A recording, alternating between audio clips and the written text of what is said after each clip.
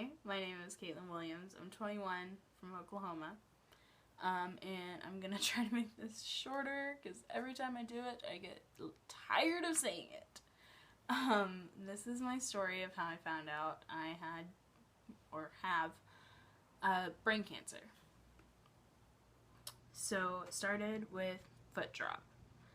I had this big trip planned to go to Vegas. I needed to go to the doctor, couldn't because Vegas was happening, saving my money. So went to Vegas, had a great time. After that, tried to go to the doctor. They were like, we're not seeing new patients until the end of August.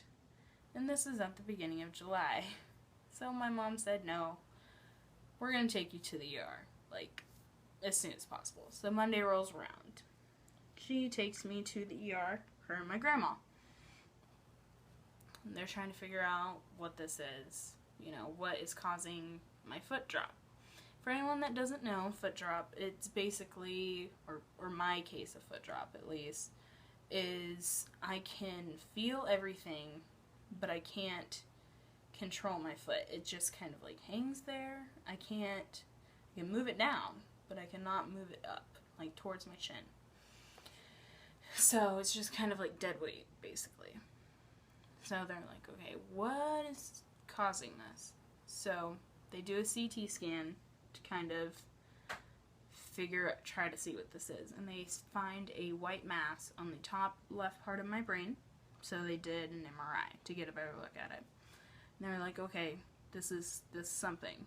We're gonna admit you. So they take 26 vials of blood that day, and they run who knows how many tests on me, and then they're like, okay, tomorrow morning they're gonna come and take you and they're gonna do a lumbar puncture or a spinal tap where they take fluid from your spine and then you have to lay flat for 6 hours afterwards, because if you don't, you could cause leakage and get a super duper bad migraine. So that happens. Didn't get a migraine or anything, blah blah blah. Waiting on test results. I'm there third day. Third day rolls around. My insurance is like, so we're out of network for this hospital, so we're gonna have you transferred to a hospital that we approve. So I get transferred to a hospital up in the city, and I'm literally there for a night. They did nothing. They just kept me there for a night. And then the next day I see the neurologist up there, and he's like, so basically it's pointless for us to keep you here because you're just waiting on test results from that lumbar puncture. But before I let you go, I'm going to send you on some steroids, see if those help, and I'm going to write you a prescription for an AFO brace, which is just a foot orthotic to help keep my foot like this so that I'm not at fall risk anymore. My insurance denies it twice. So, in the time between my insurance denying that and what happens next, I find out that I have to get a biopsy done. That would be my cat meowing at the door. I find out I have to get a biopsy done on that part of my brain to figure out what exactly it is, because they're positive it's some sort of brain tumor.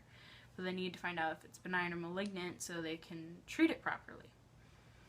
So, literally a week and a half before I'm supposed to get this biopsy done. I work at Starbucks. I do the tips every week. Comes the day to do tips. I take off this little boot that my mom had bought me just to help me walk better, and take it off to drive and to walk into the bank. And what do? I trip, catch myself wrong, and break my foot. So I go to the doctor for that, and he's like, so if you had foot drop, why weren't you wearing your AFO brace? And we were like, my insurance has denied it twice, so that's why. He goes, oh, okay, interesting. Interesting to know. So, biopsy time rolls around. They do that.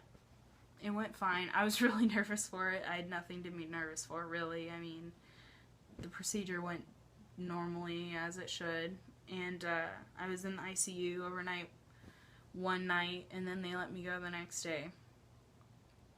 And then it had been about a week after that, and I had a grand mal seizure, which is the kind you see on TV where they black out, eyes roll in the back of their head, you know, convulsing, all that stuff. Basically, I woke up with all the paramedics above me, my mom above me, and it was at that point I was like, crap, I'm not gonna get to go home after this.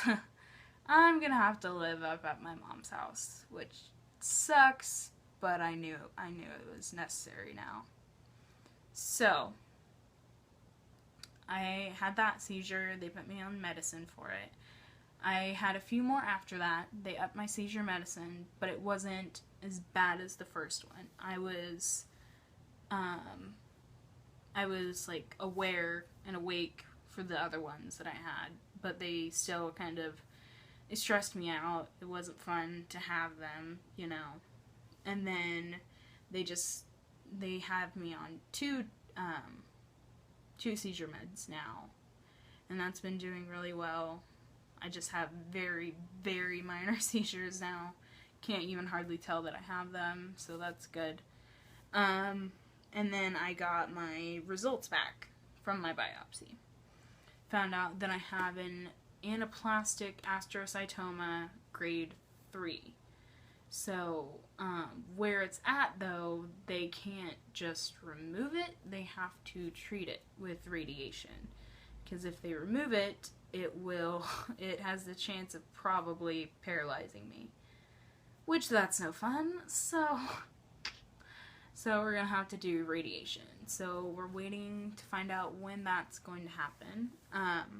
We'll get a call about that from my neurologist. So yeah. I'm gonna put a link down in the bio of this video if anyone wants to donate to the GoFundMe that my cousin Hillary created for me. Since I can't work, can't drive for 6 months at least because of the seizures, possibly longer, I don't know. Okay, so basically my reason behind making this video is just to connect with others like me, because I don't know anyone who has brain cancer, who's had brain cancer, anything like this. So if you know someone who went through it, or is going through it, or if you're going through it, or even just any type of cancer, if you're not and you just want to say hi, comment down below or share this video or something. So basically I'm really tired, and I'll make another video tomorrow, a vlog, but yeah, share this video, bye!